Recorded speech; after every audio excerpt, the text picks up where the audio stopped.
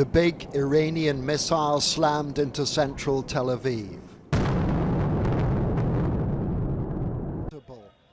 In fact, the missile በቴል አቪቭ በሚገኝ አንድ ጸጥ ያለ የመኖሪያ መንደር ውስጥ አንድ የኢራን ባላስቲክ ሚሳኤል የእስራኤልን የአየር መከላከያ ጥሶ የወደቀበት መሬት ላይ 10 ሜትር ወይም 3 ሜትር የሚጠልቅ ትልቅ ጉድጓድ ተፈጥሯል። የፍንዳታው ግፊት በአቅራቢያው የሚገኙ የመኖሪያ ህንፃዎችን ሙሉ በሙሉ በሚባል ደረጃ አውድሟቸዋል። መኪኖቹንም ልክ እንደ አሻንጉሊት እየወረወረ በ10 ሜትር ርቀት ላይ እንዲቆለሉ ያደረገ ሲሆን አንደኛው መኪና ሙሉ በሙሉ ተቃጥሎ በአካባቢው ባለው ህንፃ ኮንክሪቱ ተቀርቅሮ ይታያል። ፍንዳታው በዛፎች ላይ ያሉትን ቅጠሎች ጭምር አርግፏቸዋል። ይህም መንገዱ የተሰባበረ መስተዋትና ረግረግ የሆነ ቅጠል ድብልቅ እንዲሆን አድርጎታል። የእሳት አደጋ መከላከያ ሰራተኞች ከሚረጩት ውሃ ጋር ተደባልቆም መንገዱ በጭቃ ተሸፍኗል። ጉድጓዱን ለማየት ከቤቱ ፈጥኖ የመጣው አይሎም ባር የተባለ ነዋሪ ፍንዳታው እጅግ አስገራሚ ነበር ብሏል። አሁን እንደገና ተጀመረ ሲል አክሏል። ከዚህ ማምለጥ አይቻልም። አብዛኛው ሰው ጦርነቱን ይደግፋል፣ ነገር ግን ሁኔታው የሚያስፈራ መሆኑን መካድ አይቻልም ይላል። ይህ የነገርና ታሪክ በመካከለኛው ምስራቅ አሁን ያለውን እውነታ የሚገልጽ ነው። ሰላም ውድ የደንሳ ሚዲያ ቤተሰቦች እንደምን አላችሁ? አሜሪካና እስራኤል በጋራ በመሆን ከኢራን ጋር እያደረጉት ባለው አውዳሚ ጦርነት ፕሬዝዳንት ዶናልድ ትራምፕ እስከ የውጭ ጉዳይ ሚኒስትሩ ማርኮ ሩቢዮ የአውሮፓ መሪዎች ድረስ ኢራን የታጠቀችው ባላስቲክ ሚሳኤል አደገኝነትን እያነሱ ይገኛሉ። ዶናልድ ትራምፕ ከኢራን ጋር በሚደረገው ጦርነት የአሜሪካ ቀዳሚው ዓላማ የኢራንን የሚሳኤል አቅም ማኮላሸት እንደሆነ ተናግረዋል። እስራኤል ከዚህ ቀደም ከኢራን ጋር ባደረገችው ጦርነት አይረንዶም በተሰኘው የሮኬትና ሚሳኤል መከላከያ ጋሻ አብዛኞቹን የኢራን ባላስቲክ ሚሳኤሎች ማክሸፍ ብትችልም የእስራኤልም ሆነ የአሜሪካው ፓትሪዮት የሚሳኤል መከላከያ ጋሻ የኢራንን የባላስቲክ ሚሳኤል ውርጅብኝ ሙሉ በሙሉ ማክሸፍ እንደማይችሉ ታይቷል። ሰሞኑንም የሚሳኤል መቃወሚያ ጋሻውን በመጣስ የእስራኤል ቤት ሼመሽ ከተማ የወደቀ ሚሳኤል የ9 ሰዎችን ሕይወት ቀጥፏል። በዚህም ከሚሳኤል መከላከያ ጋሻ አምልጠው የሚወድቁ ባላስቲክ ሚሳኤሎች የሚሳኤሎቹ ፍንጥርጣሪዎች በንብረትና በሰው ሕይወት ላይ ቀላል የማይባል ጥፋት እያስከተሉ ይገኛሉ። ለመሆኑ ባላስቲክ ሚሳኤል ምንድነው? ክብደቱስ ምን ያለው? በአንድ ጊዜ የሚወነጨፈው ሚሳኤል ምን ያህል ጥፋት ያደርሳል? የኢራን ባላስቲክ ሚሳኤል አቅም ምን ያለው ስንል እንደሚከተለው ዳሰሳ አድርገናል። አብራችሁን ቆዩ። በሚሳኤል የታገዙ የጦር መሳሪያዎች በጦርነት ላይ መዋል የጀመሩት ከ13ኛው ክፍለ ዘመን ጀምሮ እንደሆነ የሮኬት ታሪኮች ያሳያሉ። ሚሳኤሎች በጥቅሉ ባላስቲክ እና ክሩዝ ሚሳኤል ተብለው በሁለት ዋና ክፍሎች ይመደባሉ። ባላስቲክ ሚሳኤል በዋናነት የመሬት ስበትን በመጠቀም የተፈለገለትን ፈንጂ ተሸክሞ ወደ ተፈለገው ኢላማ የሚሄድ የጦር መሳሪያ ነው።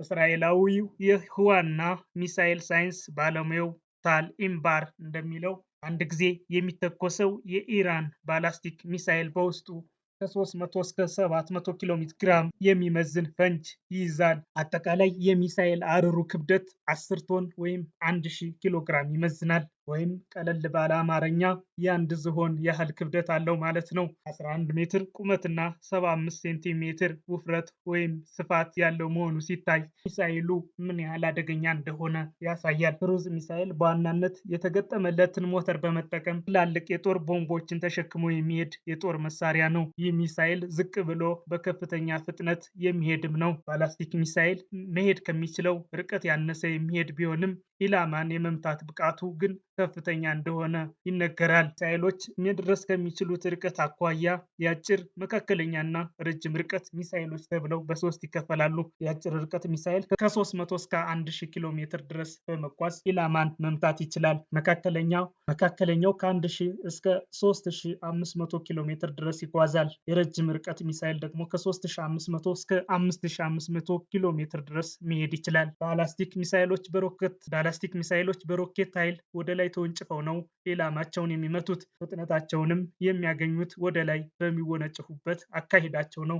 እነዚህ ሚሳኤሎች ያነሰ ፍጥነት ካላቸው ክሩዝ ሚሳኤሎች በበለጠ ለማክሸፍም ሆነ ለመቀልበስ የበለጠ አዳጋች ያደርጋቸዋል። የአሜሪካው ብሔራዊ ደህንነት ዳይሬክተር መረጃ እንደሚያሳየው ኢራን በመካከለኛው ምስራቅ ትልቅ የሚሳኤል ክምችት ያላት ሀገር ናት። እስከ 2000 ኪሎ ሜትር ርቀት በመሄድ ኢላማን መምታት የሚችል የሚሳኤል አቅም ገንብታለች። የኢራን የሚሳኤል ማዕከላት በዋና ከተማዋ ቴህራንና አካባቢው ይገኛሉ። 5 የሚደርሱ የሚሳኤል ከተሞችም አሏት። በቀጠናው በተለይም በኢራን ይደገፋሉ የሚባሉ ሂዝቦላህ፣ ሁቲ እና የሐማስ ታጣቂዎች የርቀት መጠናቸው የተለያዩ ሚሳኤል እና ሮኬቶችን ታጥቀዋል። 3000 በላይ ሚሳኤሎች እንዳላት የሚነገርላት ቴህራን ሃይፐርሶኒክ እና ክሩዝ ሚሳኤሎች ባለቤት ናት። ሚሳኤሎቹ በአየር ላይ በመተጣጠፍ ለአየር መቃወሚያዎች አስቸጋሪ በመሆን ኢላማቸውን በትክክል በመምታት የሚሸከሙት የጦር አረር እና በሚያካልሉት ርቀት የተለያዩ ናቸው።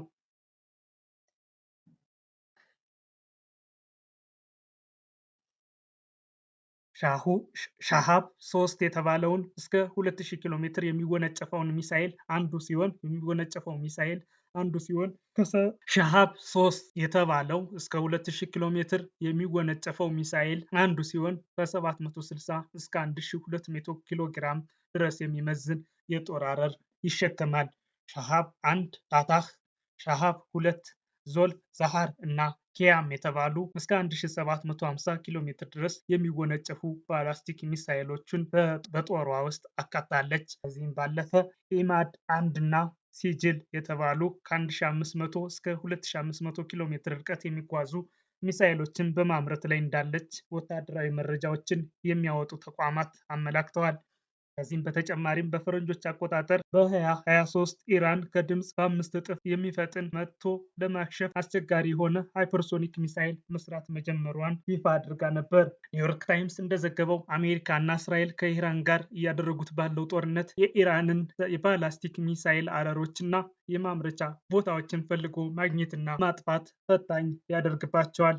ምክንያቱም በአየር ላይ በሚፈጸም ጥቃት ብቻ የኢራንን የሚሳኤል ግንባታ እቅድና እውቀት ማጥፋት አይቻልም። ኢራን እነዚህን መሳሪያዎች ለማምረት የሚያስፈልጉ አስፈላጊ መሳሪያዎች ያሏት ከመሆኑም ባሻገር አንዳንድ የማምረቻ ፋብሪካዎች ከመሬት ስር የሚገኙ በመሆናቸው በአየር ጥቃት ለማውደም አስቸጋሪ ያደርጋቸዋል። ከዚህም ባሻገር የሚሳኤል አካላት ትናንሽ ሆነው የሚመረቱና የሚገጣጠሙ በመሆኑ በቀላሉ በእጅ አዙር ለምትደግፋቸው አካላት ይደርሱ ይታያሉ።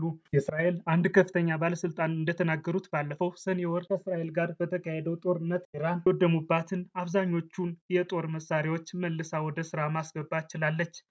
የአሜሪካ ማዕከላዊ ኮማንድ እንዳስታወቀው በመሬት ውስጥ የተገነቡ የኢራን የሚሳኤል ማምረቻ ፋብሪካዎችን ለማውደም አሜሪካ ቢ2 ሂልስ የተሰኙ ቦምብ ጣይ አውሮፕላኖችን በመጠቀም 2000 ፓውንድ የሚመዝን ቦምብ ጥላለች። ባለፈው እሁድ እስራኤል 200 የሚሆኑ የኢራን የሚሳኤል ማስወንጨፊያዎችና በርካታ ሚሳኤሎችን እንዳወደመች የገለጸች ቢሆንም ኢራን አሁንም በጎረቤት ሀገራት ላይ ሚሳኤል እያዘነበች ትገኛለች። የኢራን በመሬት ውስጥ የሚገኙ የሚሳኤል ማምረቻ ቦታዎችን ለማውደም አስቸጋሪ በመሆኑ እስራኤልና አሜሪካ ልዩ ኃይል በማሰማራት ቦታዎቹን መለየትና መፈተሽ ሳይጠይቃቸው እንደማይቀር ነው ባለሙያዎች የሚናገሩት። ኢራን የባላስቲክ ሚሳኤሎችን እንደ አሜሪካ፣ እስራኤልና በቀጠናው ያሉ ተቀናቃኝ ኃይሎች ጥቃት እንዳያደርሱባት ለመከላከልና ጥቃት ሲደርስባትም የበቀል እርምጃ ለመውሰድ እየተጠቀመችበት ትገኛለች።